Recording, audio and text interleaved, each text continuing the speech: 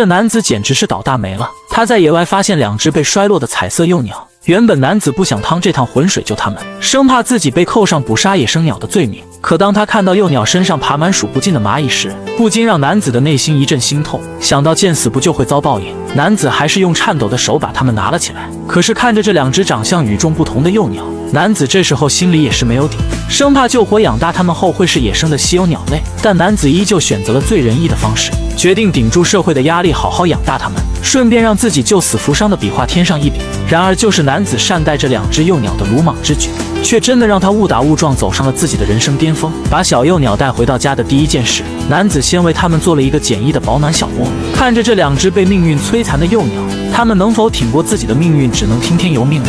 转眼间得到安逸的2只小幼鸟已经足足睡了一下午，而男子这时候吵醒它们之时，其中一只还有一些小懵逼，目不转睛地望着男子对它要做什么。下一秒，男子手拿一只蟋蟀，没想到幼鸟看到瞬间2眼放光，张大着嘴巴就一口闷进了口中。这一幕感觉养鸟太快乐了。有了第一次的经验后，男子也终于可以大胆地放开手脚，每天的首要任务就是带着它们野外寻食。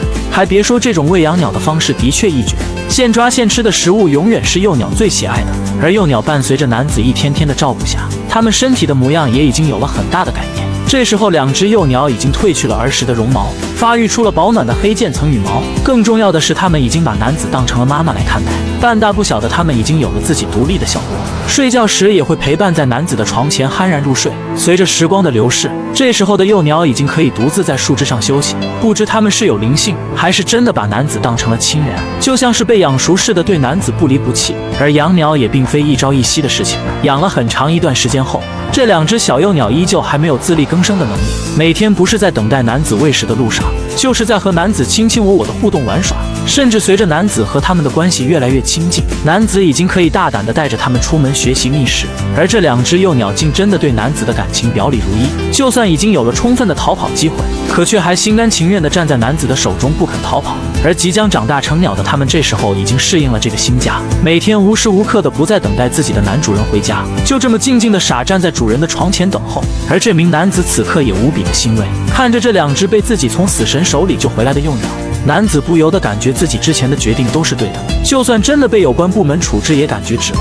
毕竟这么好玩又能和主人互动的幼鸟真的得来不易。对此在座的朋友们是否也有同感呢？然而接下来的片段才是养鸟快乐的精髓所在。男子考虑到不能每天按时给它们喂食，所以他竟带着这2只幼鸟来到了野外的茂密丛林。之所以男子这样做的目的，就是想让2只幼鸟在自己饥饿的时候，它们就可以独自飞到野外觅食。然而神奇的是，被人类一手养大的幼鸟果然与众不同，它们不仅成功的学习到了觅食的能力，还拥有了记忆男子家路线的能力。每当它们2只小可爱吃饱后，就会重新飞回男子家的院子内。这么有灵性的鸟简直是赶都赶不走。考虑到它们的健康状况，男子一直保持着对它们的身体清洗。只是看到这里，我依旧很是疑惑，这么懂事又听话的神奇鸟，究竟它们是什么品种呢？有知道的朋友记得帮忙科普一下。